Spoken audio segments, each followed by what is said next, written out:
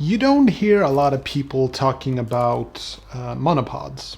And this is the Manfrotto Compact Extreme, and this is a pretty cool monopod. I would argue that this is probably the best one that I've ever used for a couple of reasons. It's interesting how nobody really talks about these things. There are surprisingly few reviews on this thing online, and I think it's a shame. And I wanted to mention why I've been using this a lot for the last couple of years. I've been using it for making videos, for shooting stills, and it's a very nifty device. It fits very easily in your pocket. And for those of you who don't know, this is basically like a tripod, but it's monopod. It has just one leg to stand on, which sounds like this is like a poor man's version of a tripod, but it's actually not. This thing is actually very practical and sometimes all you really need, you know? First of all, we need to understand why we use a tripod. Most of the time it's to get stable shots. And the problem with a tripod is that it is bulky and sometimes you can't fit it in your backpack because you have 3 legs and they're long, and you know, you have to stretch them out, and they're just not practical. They're also practical, but for compact reasons they are not. And also you can do a lot of things with a monopod that you can't do with a tripod, and that's why I really like this thing.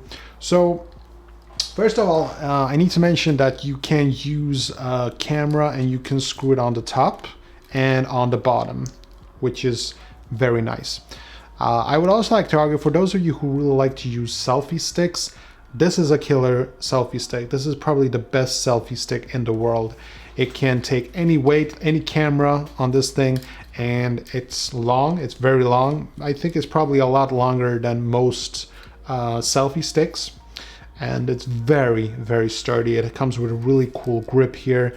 Works like a weapon also. You're in the forest taking pictures, someone comes at you and you just go like this. Come on, you want something? You want something? You just hit them in the head and, you know, they'll never bother you again. Anywho, you screw on the camera like so. And since you only have one leg that you have to focus on, it's very simple. Boom, done. Just adjust it like so. Now I wanted to show you, sort of demonstrate what I mostly use a tripod for. Or monopod for. So first of all, look, it's stable. It touches the ground and it's stable. You know, you can get really cool shots with this. Now, okay, if you're taking pictures with long exposure, this is probably not the setup that you need. But if you're taking pictures in broad daylight, then this is a pretty sweet deal. And if you're taking videos, this is also a pretty sweet deal because, you know, you've got a lot of moving action that you can do. And I would argue that you get more moving action from a monopod than you get from a tripod. And I use this a lot for B-roll. I do these slow panning shots, and there are so many situations where you can use this, so many different types of ways where you can, you know, turn it upside down and, you know, do these different panning shots, do these different perspectives. You can do something like this. Some would argue that you can do the exact same thing with a tripod, but it's a lot bulkier. Trust me, I've tested both methods, and a monopod wins hands down when it comes to making these type of B-roll shots with video. Again, you use these things for different things. I think this review and my experience using a monopod is mostly for video. I have used this a lot for pictures also, but my main focus with cameras is to take videos. And for me personally, I love it that way. I use it for a lot of, you know, selfie shots. This is the most stable selfie stick I've ever used in my life, apart from probably the DJI Osmo Mobile, but that's a different type of thing. That's a gimbal, for crying out loud. Speaking of, you can actually attach a gimbal on this monopod. Oh yeah, you can totally do that.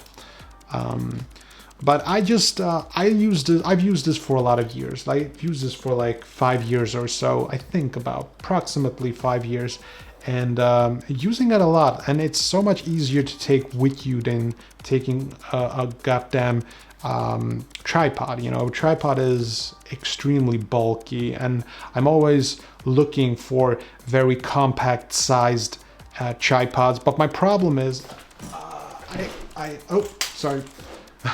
I actually do have a tiny tripod, and it's this one. I usually have to find these really cheap tripods, and these tripods are pretty good, but like after a year or so they just break down. But they're light and they're small, and I really like the compact size because you can fit it in your bag.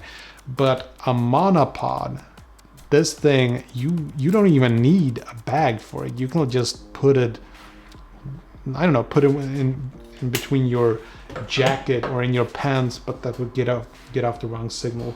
So I'm a huge fan of the monopod. If you haven't considered using a monopod, you might actually, you know, try one on. I mean, you can return these things usually, but I think monopods are like the cat's pajamas for YouTubers, video makers, filmmakers. I'm a huge fan. So I just wanted to talk a little bit. I can understand now why it's so hard to talk interestingly about monopods. They're kind of, it's difficult to explain with words. It's more when you're out there and you're shooting and you just feel the ease of using a monopod compared to a tripod. It's when you have the experience, that's when you sort of, you just feel it, like this is a lot easier to handle than a tripod. A tripod is always on 3 legs, you can't really move it, and a monopod is just super mobile and you can do all sorts of things with it. Now technically you could fold out one leg longer on a tripod and get the same effect, but again, this is a lot bulkier. Just take my word for it. So monopods are cool. Say it with me. Monopods are cool. Okay, that's all I had for this time. Hope you enjoyed this video, and if you did, you know what to do. Take care.